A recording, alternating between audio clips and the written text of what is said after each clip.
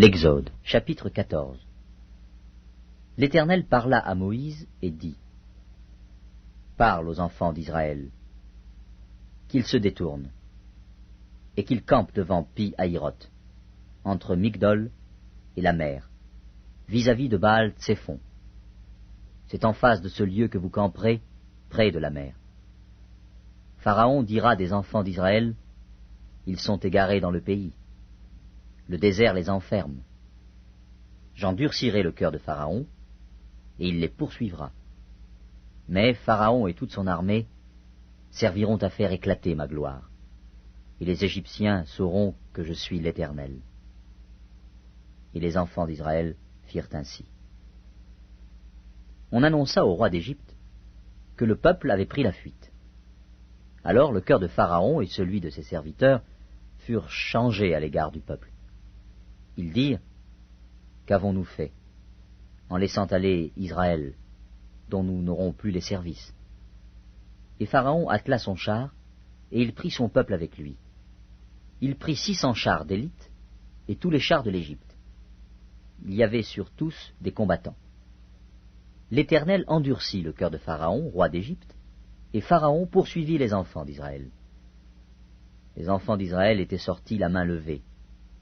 Les Égyptiens les poursuivirent, et tous les chevaux, les chars de Pharaon, ses cavaliers et son armée, les atteignirent campés près de la mer, vers Pi-Hahiroth, vis-à-vis de Baal-Tséphon.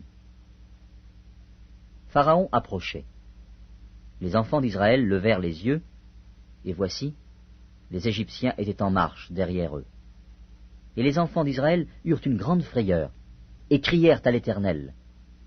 Ils dirent à Moïse : N'y avait-il pas des sépulcres en Égypte, sans qu'il fût besoin de nous mener mourir au désert ?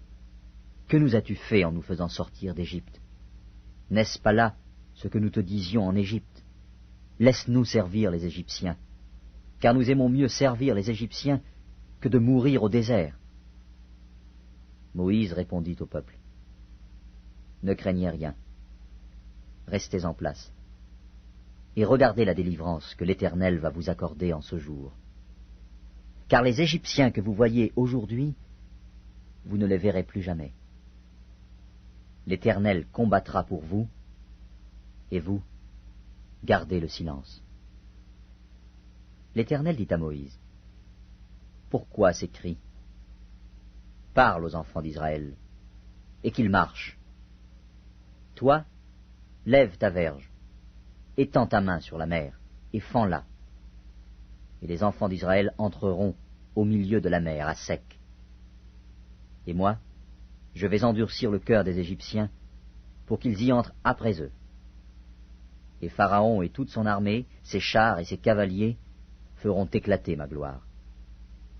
Et les Égyptiens sauront que je suis l'Éternel, quand Pharaon, ses chars et ses cavaliers auront fait éclater ma gloire. L'ange de Dieu, qui allait devant le camp d'Israël, partit et alla derrière eux. Et la colonne de nuée qui les précédait partit et se tint derrière eux. Elle se plaça entre le camp des Égyptiens et le camp d'Israël. Cette nuée était ténébreuse d'un côté, et de l'autre, elle éclairait la nuit. Et les deux camps n'approchèrent point l'un de l'autre pendant toute la nuit. Moïse étendit sa main sur la mer, et l'Éternel refoula la mer par un vent d'Orient qui souffla avec impétuosité toute la nuit. Il mit la mer à sec, et les eaux se fendirent. Les enfants d'Israël entrèrent au milieu de la mer à sec, et les eaux formaient comme une muraille à leur droite et à leur gauche. Les Égyptiens les poursuivirent, et tous les chevaux de Pharaon, ses chars et ses cavaliers, entrèrent après eux au milieu de la mer. À la veille du matin, l'Éternel, de la colonne de feu et de nuée, regarda le camp des Égyptiens, et mit en désordre le camp des Égyptiens. Il ôta les roues de leurs chars, et en rendit la marche difficile. Les Égyptiens dirent alors : Fuyons devant Israël, car l'Éternel combat pour lui, contre les Égyptiens. L'Éternel dit à Moïse : Étends ta main sur la mer, et les eaux reviendront sur les Égyptiens, sur leurs chars et sur leurs cavaliers. Moïse étendit sa main sur la mer, et vers le matin, la mer reprit son impétuosité, et les Égyptiens s'enfuirent à son approche. Mais l'Éternel précipita les Égyptiens au milieu de la mer. Les eaux revinrent et couvrirent les chars, les cavaliers et toute l'armée de Pharaon, qui était entrée dans la mer après les enfants d'Israël. Et il n'en échappa pas un seul. Mais les enfants d'Israël marchèrent à sec au milieu de la mer, et les eaux formaient comme une muraille à leur droite et à leur gauche. En ce jour, l'Éternel délivra Israël de la main des Égyptiens. Et Israël vit, sur le rivage de la mer, les Égyptiens qui étaient morts.